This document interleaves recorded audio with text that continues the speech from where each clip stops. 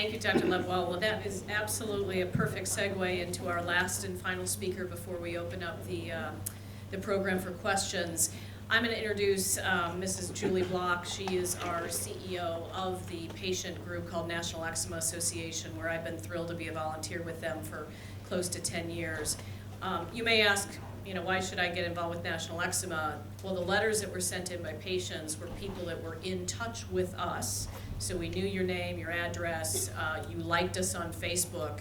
We were able to put out this vast appeal for this tight window where we needed patients to send letters, and we did get literally hundreds of letters. So if nothing else, I would agree with you, get involved with the clinical trial if you can become a candidate, and absolutely get involved so that we know how to reach you for when we need it. And I think, Dr. Gutman, you put it together well, that it's really a triangle. We need the medical professionals who love eczema like we have in this room. We need all of you who are motivated, getting enrolled in trials, sending advocacy to legislature when it's needed, and you need the voice of the patient.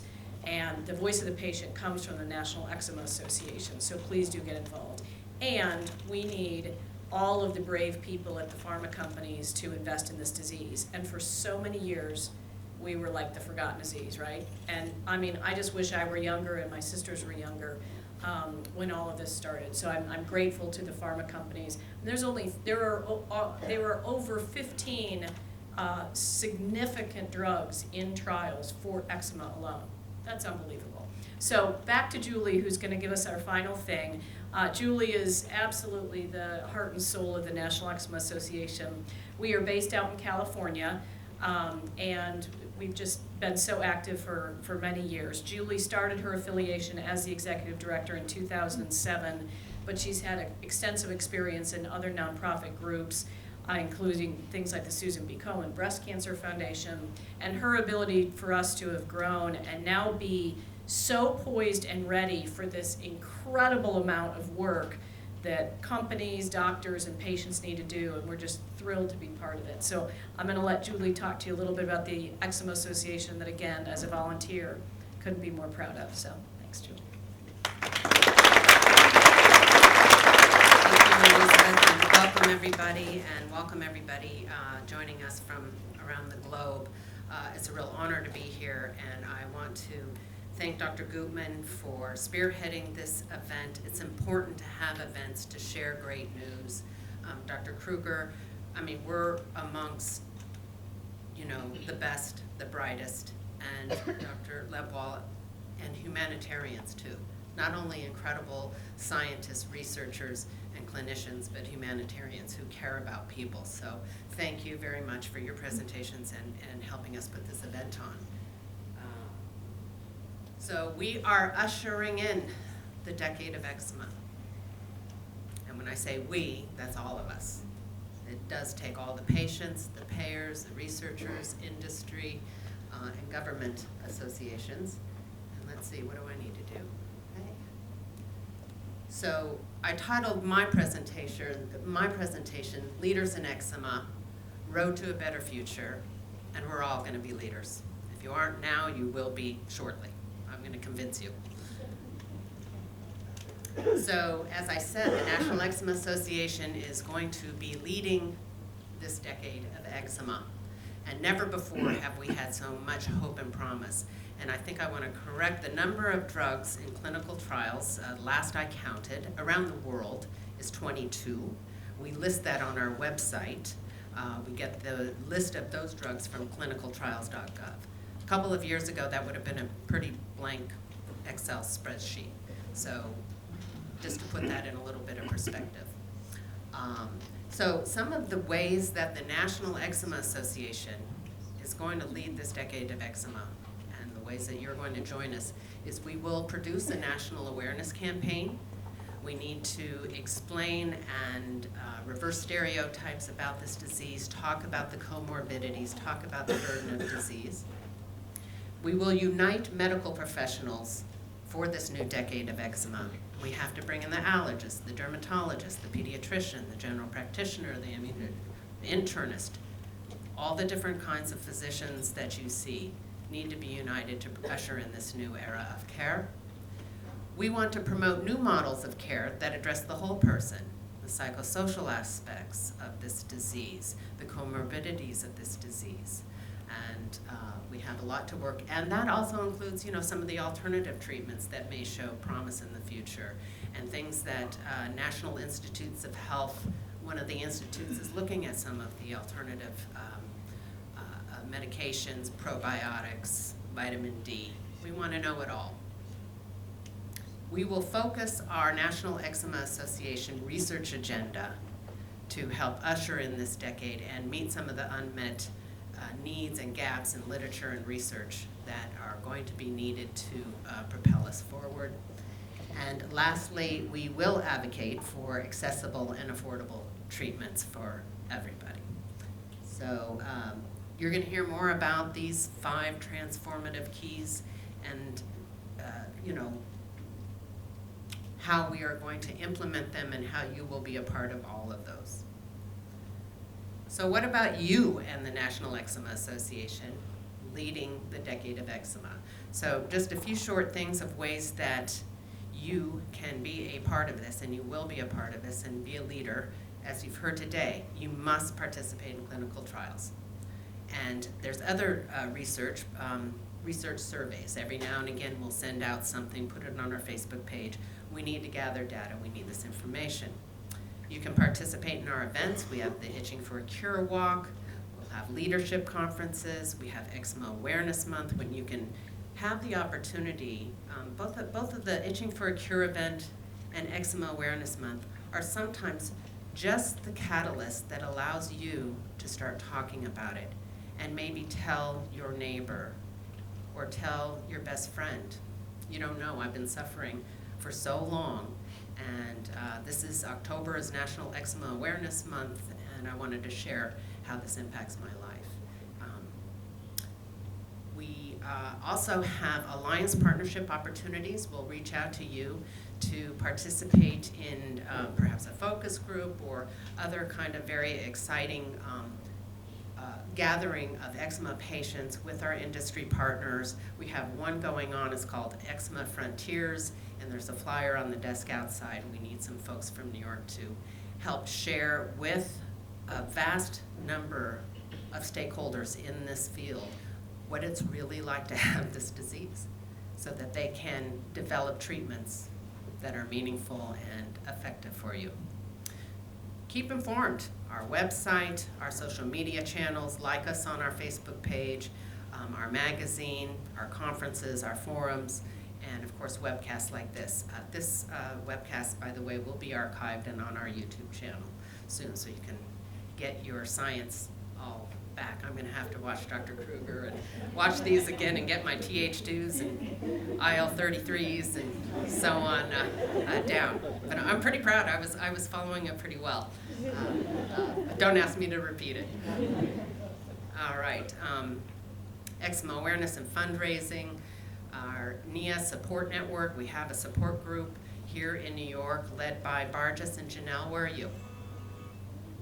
There's Janelle and Barges lead our support group. There's opportunities for you to get involved and be a part, advocate, be a part of the National Eczema Association Speakers Bureau, and respond to our calls to action like Dr. Lebwold described the phototherapy issue. There's going to be a lot more of that coming up, and we need to hear from you. Agencies need to hear from you, the FDA, Congress, CMS, your congressional representative, your own assembly person right now on our website. If you were very interested to share your story, start with your own congressional representative.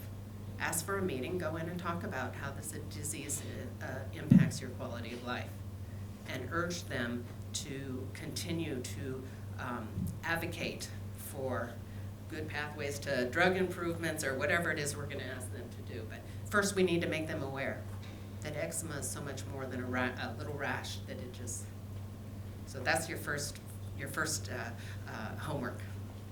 And of course, donate, and donate generously. As you see with the previous slide, we have a lot of work to do to bring these incredible therapies that are on the horizon to the market, make them affordable, and improve your lives. We have a lot of work to do, and the only way we're going to do it is really united. And some of these efforts that we have will be coalitions with a lot of different patient groups, with other medical professionals, etc. But you cannot be a passive bystander in this process. And the National Eczema Association is a place that you can join with us in force to make a difference and bring this hope and promise that we now have to fruition, and realize our dream, make this happen in our lifetime. And lastly, I just want to announce that we are producing Leaders in Eczema, Road to a Better Future series of one-day forums in 2015. So look for more information about that. And that will be an opportunity to continue to educate yourself about this disease and find ways that you can help and make a difference. And with that, I thank you very much. I implore you to get a remit envelope on the table there. Stay in touch with us. Read our materials, and we will keep you informed about clinical trials, all kinds of different clinical trials. For people that are not in New York, there's clinical trials all over the world, and we are going to keep you updated on those and encourage your participation in those going forward. So again, thank you to Jim and Emma, Mark and Daniela. Incredible strength and beauty and courage to share a story. And thank you all for coming. I think Elizabeth is going to ask for questions briefly.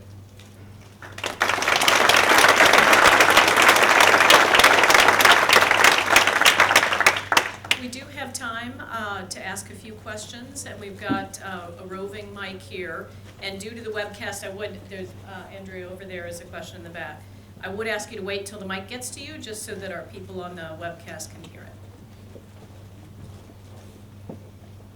If I can, just two brief questions. If I can, just two brief questions. Firstly, as a result of my eczema, I was on prednisone that gave me a cataract, which then caused I had to get cataract surgery, caused a retinal detachment, and I lost part of my vision, my eye. I've been seeing great doctors, but unfortunately, because medicine's so specialized these days, it seems like the dermatologists are saying, well, I don't know about the eye, ask the retinologist. The retinologists are saying, well, I don't know about the skin, ask a dermatologist. And it seems like there's nobody that I can go to that can give me kind of like a comprehensive, confident kind of like approach to how I'm supposed to manage my issues. So what does a person that has like a complex issue, how do they handle that? That's the first part of the question. The second part of the question, if I may, is I've heard a lot tonight about doing everything that you can, being proactive, not leaving any stone unturned, trying different alternative things to try to find a solution. But when I kind of like spoken to doctors about different kinds of like approaches that might not be typical, they're kind of more skeptical. So my question is, do doctors really believe that I could find a silver bullet somehow, find some sort of alternative kind of like plant therapy or some sort of, I don't know, what's some sort of alternative thing that hasn't been looked at before? Is it realistic to expect that I could actually find something on my own through trying? So I'll actually start with the second question, and I had many experiences in my own clinic that patients came with very significant disease and said, I told them what the alternatives are, and then, they listened, and then they said, you know what, you want to try something alternative. I can tell you that 100% of them came back, and that alternative medicine did not work. And as you heard from Daniela, she tried it all, right? She listed all the alternative options. So I don't believe in it, and I think I have good reasons to believe in it, because not to believe in it, hundreds of patients. So I really don't think that for systemic disease, alternative medication will make a difference. As for the first question, so there are two issues. There is eye involvement that actually can be part of eczema, and that one, time will tell if it's improved with some of the treatments. However, still an ophthalmologist is needed, because you need to look at the symptoms and what happens to them. We are dermatologists, so frankly, we cannot look into the eye and say what improvement happens with treatment. Now, in your case, as I understand, the deterioration of the eye is actually due to oral prednisone. So definitely you have to consult with an ophthalmologist as to what needs to be done now, because that's not part of the eczema involvement, although it might be together. So, we are specialized and we can help the skin. And it might be that these medications might help the eye involvement, but time needs to tell. It's too early to tell, so that's the bottom line. I'll start with the first one, but I really want to say something about the second question. There are many excellent medical centers in New York City and there are groups of doctors that collaborate together on lots of patients. You are certainly by far not the first patient who got cataracts or glaucoma from being on steroids. And I think that every one of the major medical centers is equipped to handle with that, and the doctors do talk to each other and interact with one another. So, and what you have is not unique, it's actually really common. Fortunately, we'll hopefully stop using steroids for eczema and start seeing less of that. But, there are plenty of people who develop necrosis of the hip from steroids. And every single dermatology department in New York City has seen that. Every single one of them has seen patients with cataracts. Every single one of them has seen patients with glaucoma from the complications of the treatments that we had until now. So that you're not unique in that, and it is not difficult to manage. But don't expect your dermatologist to take out your cataract or repair your torn retina, your detached retina. Let me just say something about the second question. So there are Chinese herbs that work really well for atopic dermatitis. And about 20, and it's funny that, history goes by and everybody forgets stuff that we learned 25 years ago. About 25 years ago, the Psoriasis Foundation went and analyzed herbal preparations that were being promoted for psoriasis. And if I remember the numbers right, 17 out of 21 had steroids in them. And I'll tell you a story of a patient of mine who is a very incredibly successful, well-known businessman. You'd think he'd know to do things right. And I'd put him on a medication for psoriasis, and he comes back to me about 6 months later for something else. He said, oh, by the way, I didn't need to use your medicine anymore, and that's why I haven't come back to you for that, because I discovered this Chinese herbal therapy that he got in Chinatown. And his psoriasis has done really well on it. Along the way, though, he developed a malignancy that's typical of immunosuppression.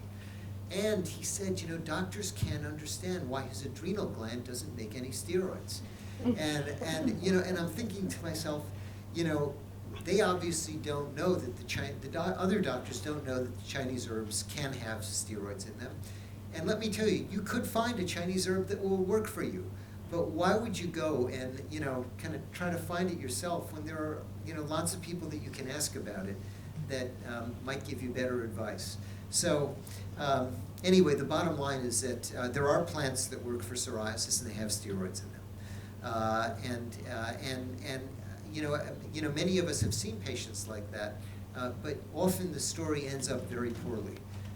So, I would try to, I don't want to be the guy who only, says traditional medicine. If my patients want to try acupuncture, it's okay with me.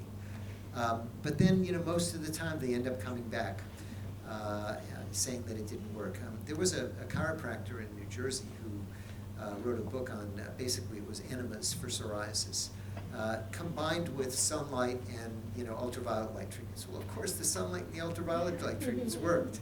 I don't think the enemas had anything to do with it. So, but he was very famous. He had hundreds of followers, and they were convinced that this was the the cure.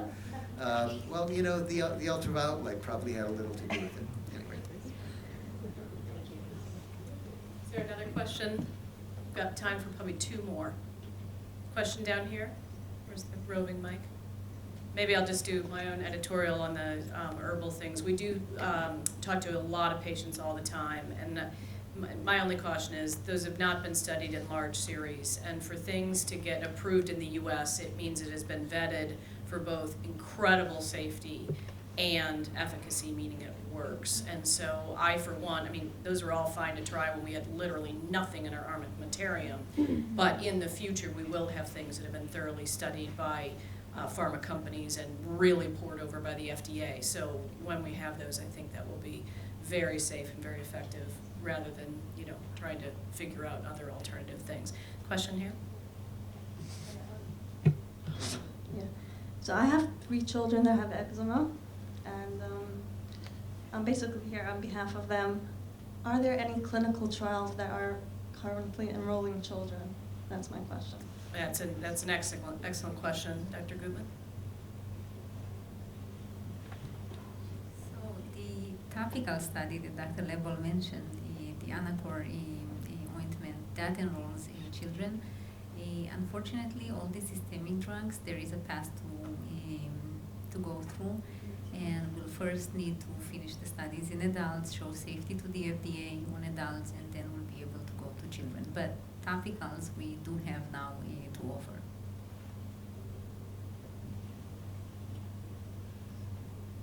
Great. Anyone with one more question? In the back of the room?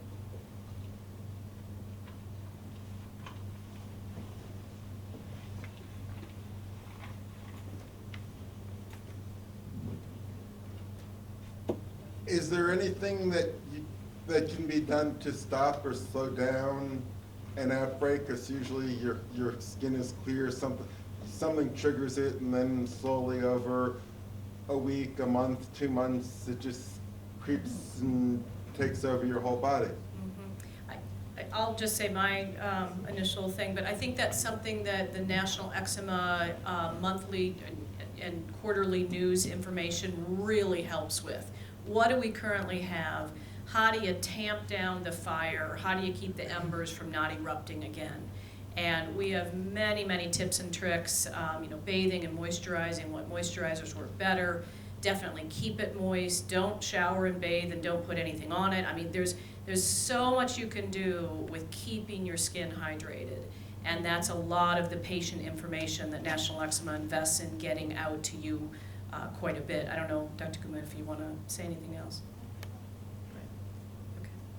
Okay, well, we'll do one more. Where's the mic?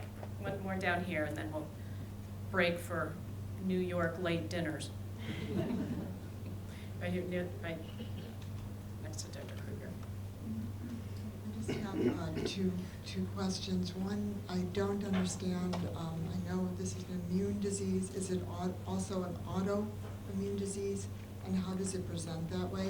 The other, I have a response to sometimes when you do go to a holistic doctor, it gives you the illusion that they look at the whole person, but perhaps not as scientifically as we would like.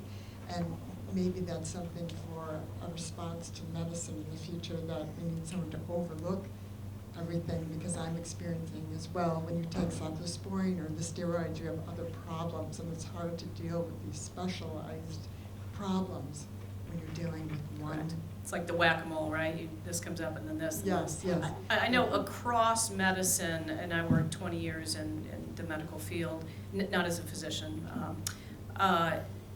how physicians collaborate to treat the whole patient is a focus of almost every institution. And so I think even here at Mount Sinai and Rockefeller, it's about treating the whole patient. So I think that that's getting much better as a trend across this country, and certainly going in the correct way. So I am going to kick it off to one of you about the autoimmune. Just speak a little. Autoantibody was not found, so for now we know it's immune. There is not evidence for autoimmune.